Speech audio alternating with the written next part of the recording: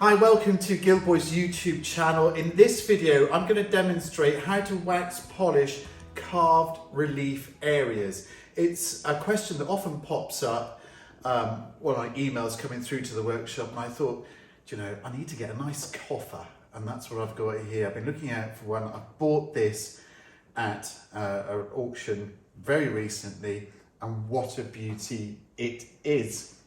So I'm going to show you how we're going to go about wax polishing it, but just before I do, I wanted you to sort of, just get a bit of history to this, because it is a 17th century oak coffer.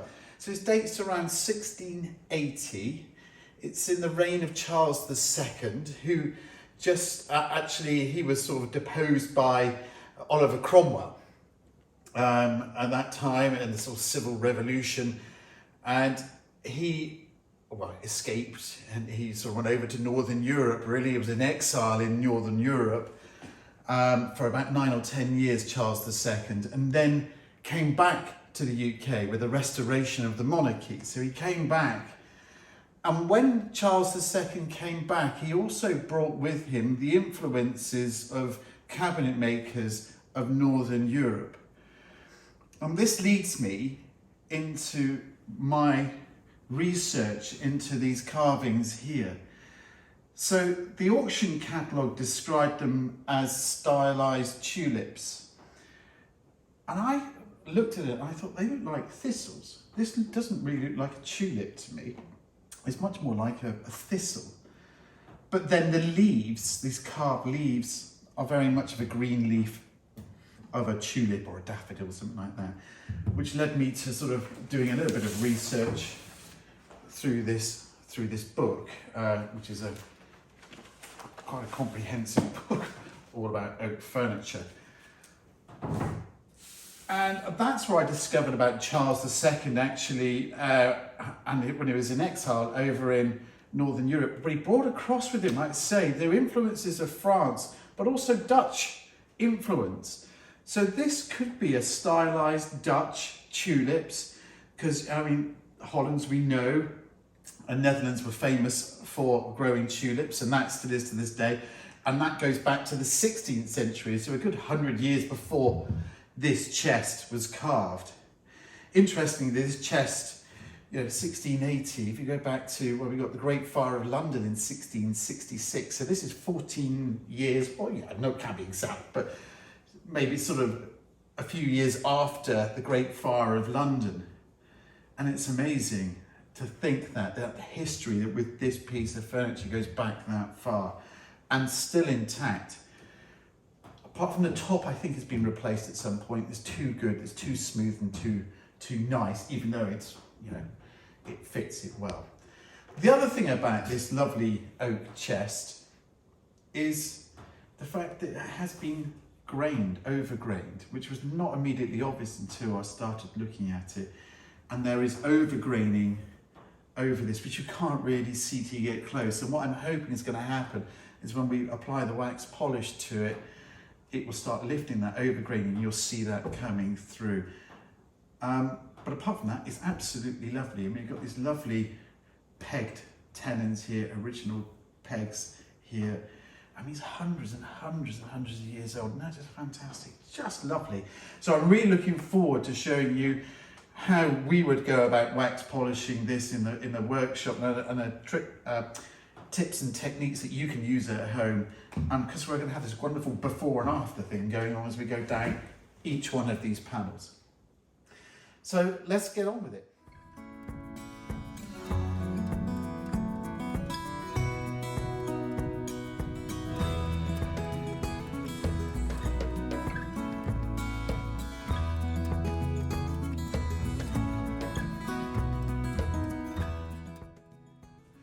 I'm going to use our antique gold on here because it is quite dark. You could use the rose gold, and you'd also use the pure gold. But the only danger with using a clear polish, such as our pure gold, which is a clear, colourless polish, on carved relief areas like this, is if you do not buff all of it, if you leave some parts of the wax which can easily happen, get trapped. When it dries, it will dry white. And that's not so nice, really. So that's why we go for the antique gold, because if you do have little bits of wax that are left behind, you're not even going to notice it. Plus the fact the colour in the antique gold, that lovely rich sort of dark oak colour that we've made, that we put in here, will help emphasise all of that colour that's there. You're not recolouring it, we're just helping to emphasise what is there. So with that in mind, let's pop the lid on that. And well, normally I'd start off with the soft wire wool. We'd start off with soft wire wool and start applying it to the surface. But the problem is with soft wire wool is it possibly will catch and you can't get it into the deep relief areas. So what I've done is I've got an old paintbrush, which you can see there, and it was a bit longer. The filling on it was quite a bit longer. And what I did is I got a nice pair of scissors and I just trimmed it down so it was a bit stubby, a stubby brush. This will make it a lot easier to get in there and get the wax into those carved areas. Any excess wax we can pick off with a soft cloth, with our pure cotton buffing cloth, we can use that to take it away. So that's what I'm going to do. We're just going to go get straight in, start waxing. So I'm going to charge my brush. Okay, and I think what I'm going to do is we'll just do the center panels at a time so you can see exactly what it looks like as we go along. Okay. Oh, one other thing I'm going to do is I'm going to put my glasses on so I can see what I'm doing. There we go.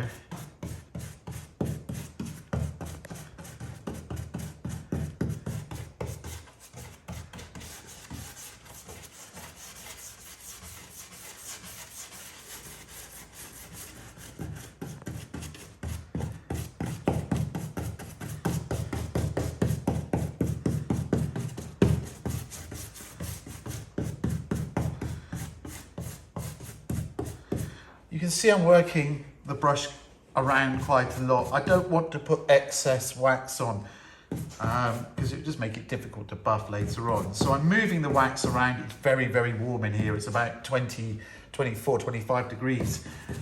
So the wax is easily moving around.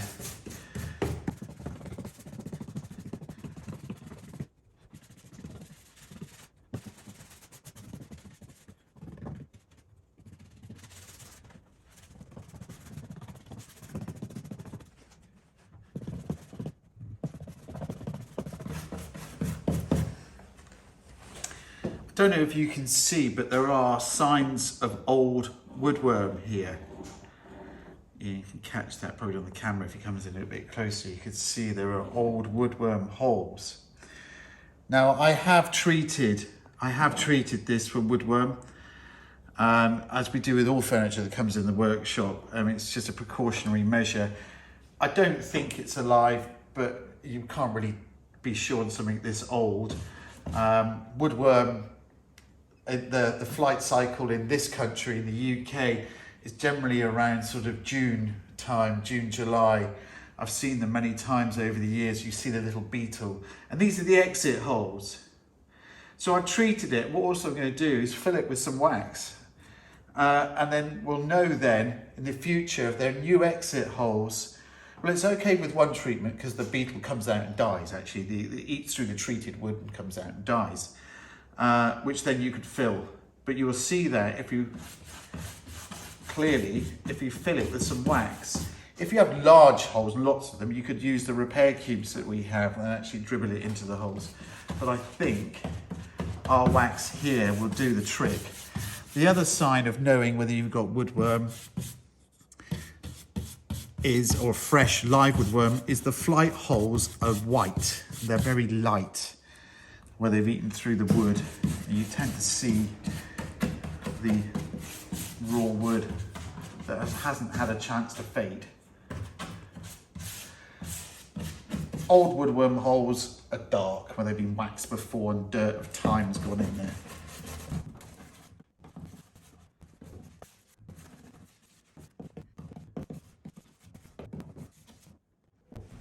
Okay, so that's one panel. I've done one panel there. You can see quite clearly if I stand back under here, the darker and the lighter panel here. Now what I'm hoping will happen, what I'm expecting to happen, is we'll leave that for 20 minutes or so, 20 minutes, half an hour for that wax to harden, then we'll come back and buff it. And what I want is this soft sheen that's coming. It's not going to be a gloss, it's just going to look like a natural waxed carved oak coffer.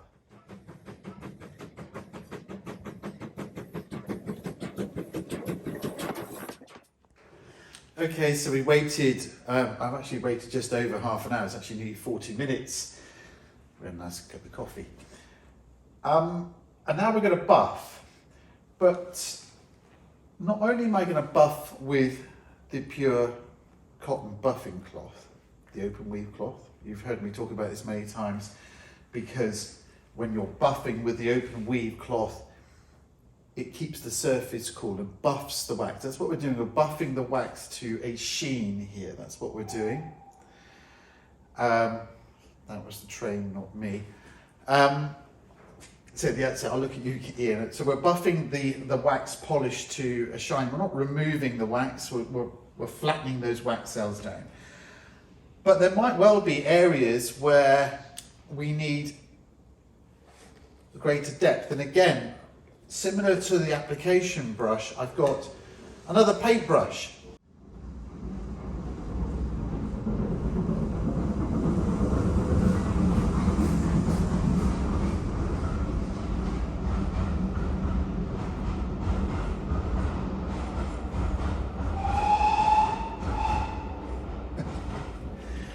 Slightly larger brush this time. It's a 50mm or a 2-inch brush, which again I've trimmed off the hairs, so it's not quite as stubby, but it should be able to sort of help get in and buff those carved areas.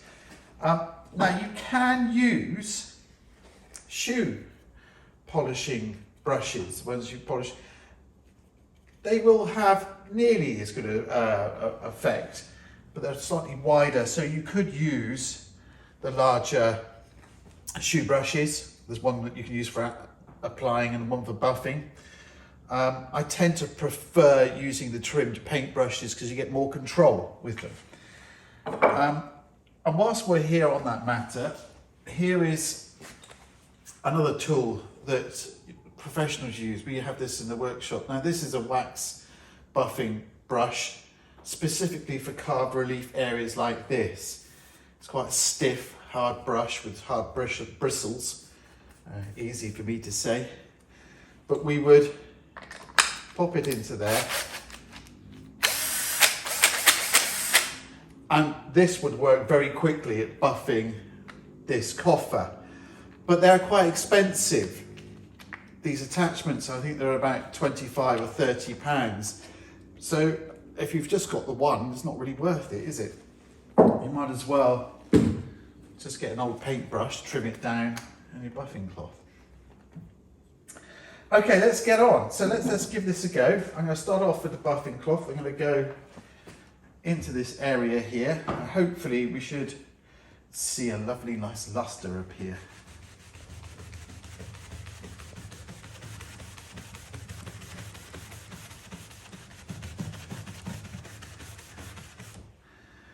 That.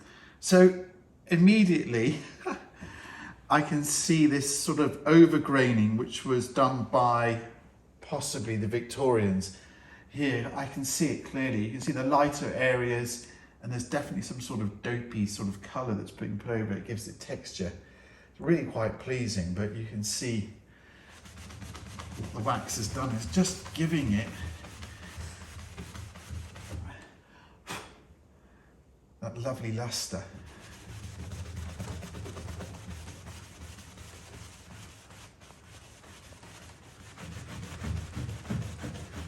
So I'm just going to go over the whole panel.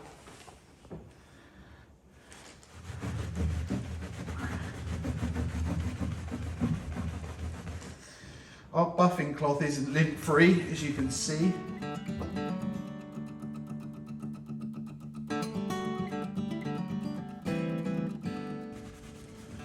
So for these areas here, as I was saying, we can use the brush.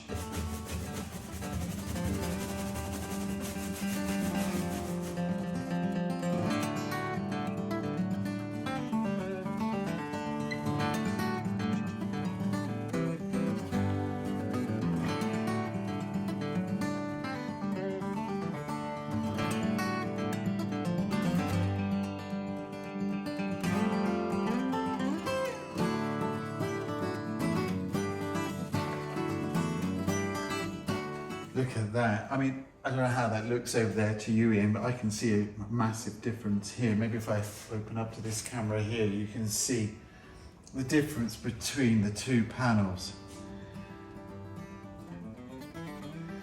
Isn't that lovely? It's got a lovely rich luster to it now.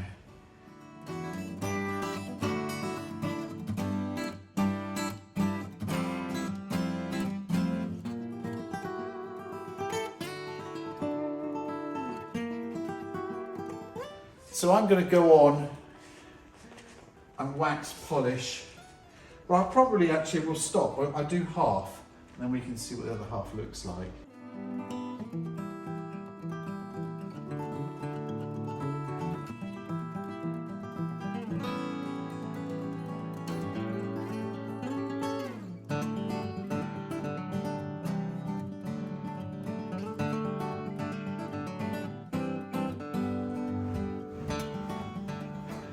Just removing the excess wax because the brush does tend to apply a little bit too much wax. So I'm just removing it. I mean, you can reapply it somewhere else, but that's what I'm using the cloth for here.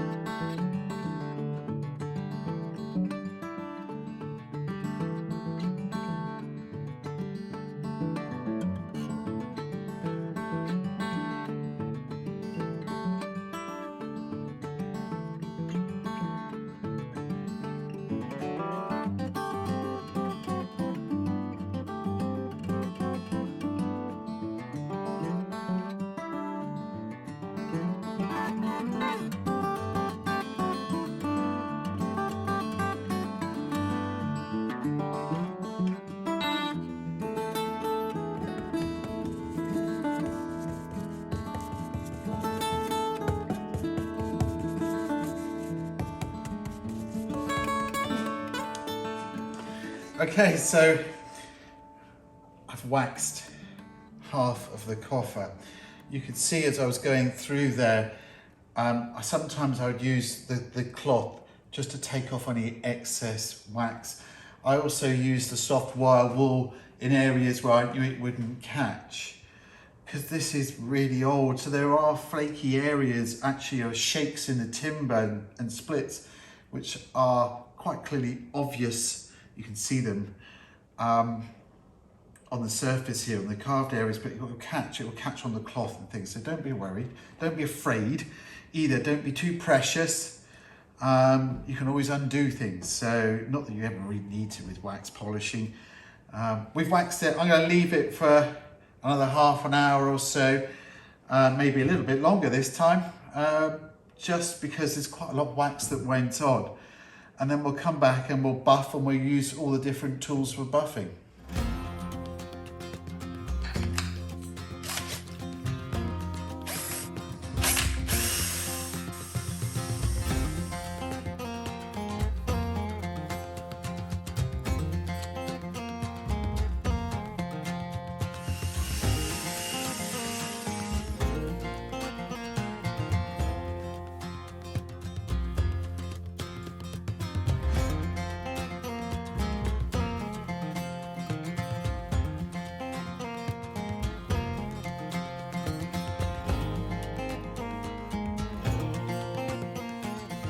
can see how much quicker it was using the drill brush, and it was considerably quicker. But if you're only doing one piece, then it really isn't worth buying that, I don't think. Then I went over with the buffing cloth just to finish off those areas. I'll talk to that camera, it's probably easier. So yes, I went over with the buffing cloth just to give it that extra lift. And from this angle, especially with the lights coming off of it, it looks spectacular. You will expect to see a little bit more wax on the cloth. I know I often say you shouldn't get very much, but with carved areas, relief areas, you are going to pick up more wax. Just keep on moving the surface of the cloth around. But I think it looks fantastic. Also, the shoe brushes were quite handy. So use anything that you like come to hand. The trim paintbrush. They all work. Don't be afraid. You're not going to do any damage.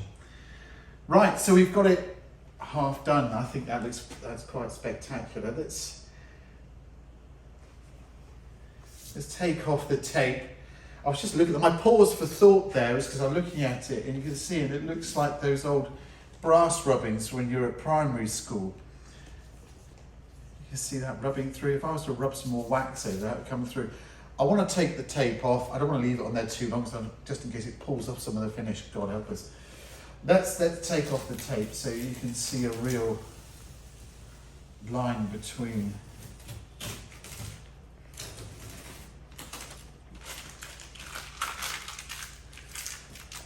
There you are. There's the waxed side and the non-waxed. And that's just perfect. I mean, look at that. That's just what I'd like to see on a well cared for antique. It's not too glossy. It's not overly shiny. It looks fantastic. Wow, look at that. This is the next day. I've come in fresh to see it and it looks fantastic. I think I'll talk to that camera because you can see it better. I just love the wood. I love seeing how you can restore a piece of furniture with one application of our polish. This cuts out a lot of possibly unnecessary restoration and over polishing. This is one application of a really good, high quality beeswax polish, something I set out to make years ago, and I think we've done it. I think it's quite clear that it works. And the great thing about using our polishes is they will last for years and years. This, in 2 or 3 years' time, will still look like this. It's not going to look like this and just fade away. This is not, our polish is not full of chemicals, it's not full of solvents that will just dissolve away and wipe off. This will look like this. And even if it was to dull down, you could come back to it and give it a quick buff and you'll rejuvenate that wax layer that's there. So this will last for years and years, possibly 5 or 6 years. So there you're going to save really a lot of time by applying cheap waxes where you can apply this. One other thing I was going to say, aside from the wax polishes, we're back to this carving, and I keep on looking at it and I keep on thinking, is this a tulip? I know we talked about it a minute ago. I mean, what are your thoughts? I still see this as a thistle. It looks like a thistle. Maybe it's a blend. Maybe it's the influences of Charles II coming over from Northern Europe with tulip ideas, but also that Scottish thistle element is here as well. Maybe say something in the comments below, any experts out there. But anyhow, I think it does look, it looks great. Please subscribe to our YouTube channel. Hit the subscribe button down the left-hand corner of your screen. That's not the left-hand corner, that's the right-hand corner of your screen. And then hit the bell notification icon, and that will get, you'll be notified every time that we put a new video up on YouTube. Thanks for watching. That's stunning, isn't it? Catch the light there, it's absolutely perfect.